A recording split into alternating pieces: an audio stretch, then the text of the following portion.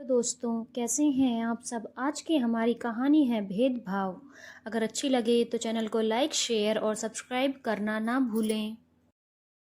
सोनाली अपनी शादी के पहले साल में ही गर्भवती हो गई थी। उसके ससुराल में सब खुश थे, लेकिन उसकी सास ने सोनाली को कह दिया था कि देखो बहू, कुछ भी हो तुम्हें बेटा ही पैदा करना है, क्योंकि मेरी बड़ी बहू को तो तुम्हें पता है कि 4 लड़कियां हैं। अब नहीं चाहिए मुझे इस घर में लड़कियां। बड़ी बहू तो पोते का सुख मुझे देने से रही, अब तुम भी निराश मत करना। सोनाली सोचती थी, इस सासू माँ ने मुझे क्या समझ रखा है। मैं कोई बच्चे पैदा करने वाली मशीन हूँ जो कि मर्जी से पैदा कर दूँ। यह सब तो ईश्वर की मर्जी से होता है, लेकिन सासू माँ को भी कौन समझाए।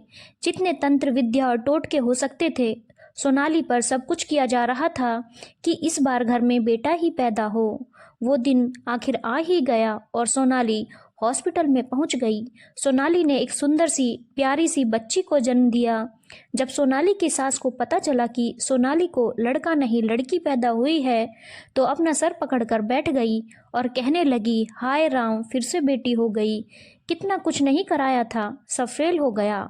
सोनाली की सास इस तरह रोने लगी जैसे लगता था कि पता नहीं कितने दुखों का पहाड़ उस पर टूट पड़ा हो। तभी सोनाली के ससुर जी ने सोनाली की सास से कहा, तुम इतना शोक क्यों मना रही हो। आजकल लड़कियां भी कोई लड़कों से कम है क्या। बेटे के लिए तुम अंधी हुए जा रही हो, इसमें बहू का क्या दोष। यह सब तो भगवान की लीला है, वह जो चाहे वही होता है। सोनाली की सास ने अपने पति से कहा, तुम तो चुप ही रहो जी, कोई तो होना चाहिए हमारे वंश को आगे बढ़ाने के लिए। सोनाली के ससुर समझ गए थे कि इसको समझाने का कोई फायदा नहीं। वह उसे अकेला छोड़कर अपनी बहू के पास आ गए और सोनाली से कहा, बहू तुम अपनी सास की बातों का बुरा मत मानना, वह तो ऐसी ही है, बेटा और बेटी में कोई फर्क नहीं। तुम अपनी बेटी को खूब पढ़ाना और जो इसकी इच्छा करे वह सब इस कुछ करवाना। ईश्वर ने चाहा तो अगली बार शायद बेटा भी हो जाए। सोनाली ने बोला, पापा जी, मुझे इस बात का बिल्कुल भी गम नहीं है कि मुझे बेटा बेटी पैदा हुई है या बेटा पैदा हुआ है, लेकिन दोनों समान है मेरे लिए, तो शरीर के अंश हैं और मैं अपने अंश से नाराज कैसे हो सकती हूँ। होटल के रूम के बाहर सोनाली की जेठानी की लड़की ने अपनी माँ से पूछा, माँ दादी, लड़का पैदा होने पर इतना गुस्सा क्यों हो जाती हैं। हम लड़की हैं तो इसमें हमारी क्या गलती है। दादी चाची को कितना सुना रही थी, आखिर दादी भी तो कभी न कभी लड़की ही हुई होंगी। थोड़ी देर बाद डॉक्टर साहब आए और उन्होंने सोनाली का निरीक्षण किया और उसके बाद सोनाली की सास से कहा कि आप इसे घर ले जा सकती हैं। डॉक्टर साहिबा के जाते ही सोनाली के सास ने मन ही मन कहा, मेरा बस चले तो इसे रास्ते में पड़ने वाली नदी में ही फेंक दूं। थोड़ी देर बाद सोनाली के जेठ भी हॉस्पिटल में आ गए थे। अब सोनाली की जेठ की लड़की माही ने अपने पापा के आते ही गोद में बैठ गई और अपने पापा से पूछने लगी, पापा, चाची को कितनी प्यारी सी बेबी हुई है, फिर भी दादी रो रही हैं। और चाची को बहुत डांट रही थी। दादी तो दादू से कह रही थी कि बेटियां पराया धन होती हैं, वंश चलाने के लिए एक बेटा तो होना ही चाहिए। पापा, यह पराया धन क्या होता है। माही के पापा अपनी मासूम सी बच्ची को कैसे समझाते कि पराया धन क्या होता है। माही के पापा ने बड़े प्यार से अपनी बेटी को समझाया कि बेटी, पराया था वह होता है जो हम किसी से उधार लेते हैं और कुछ दिनों के बाद हम उसे वापस कर देते हैं। उस पर हमारा हक बहुत दिनों तक नहीं रहता, कभी ना कभी हमें वापस करना ही होता है। उस धन से हमें ज़्यादा मोह माया नहीं रखनी चाहिए। माही के पापा समझाते समझाते रोने लगे और अपनी बेटी से कहने लगे, लेकिन तुम मेरी पराया धन नहीं हो, तुम तो मेरी जान हो, तुमसे दुनिया है मेरी। माही ने भी अपने पापा के गले लगकर कहा, पापा, मैं भी आपसे दूर नहीं जाऊंगी कभी भी।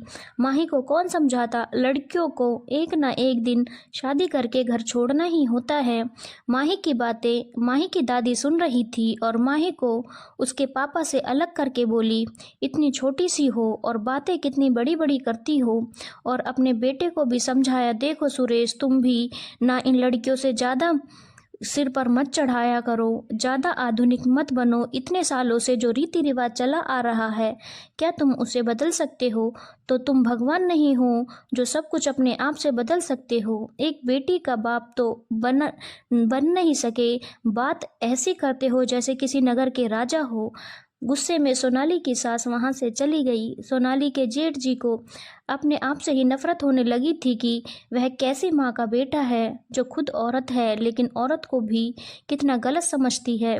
सोनाली के जेठ सुरेश ने अपनी बेटी को समझाया, बहुत सारे रीति रिवाज इंसान अपने मतलब के लिए बनाए हैं, लेकिन मैं अपनी बेटी को इन रीति रिवाजों के कब्जे में नहीं आने दूंगा।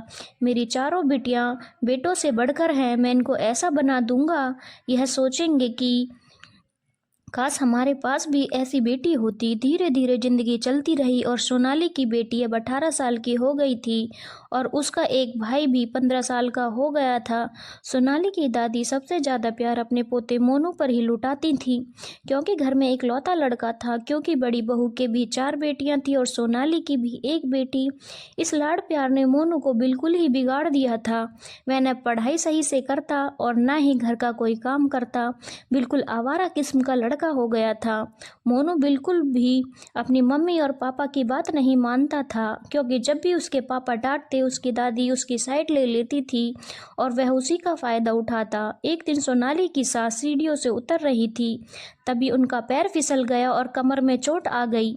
डॉक्टर बोले, इनकी रीढ़ की हड्डी टूट गई है और अब यह पूरी जिंदगी बैठ नहीं सकती हैं। अब क्या, अब तो बेड पर ही लेटे सारा काम करना था। कुछ भी ज़रूरत होती तो किसी और से ही मांगनी पड़ती, क्योंकि अब उनको चला नहीं जाता था। ऐसे में 5 पोतियां अपनी दादी की खूब सेवा करती थी। सोनाली की सास कर भी क्या सकती थी, अपने बस का तो कुछ था ही नहीं।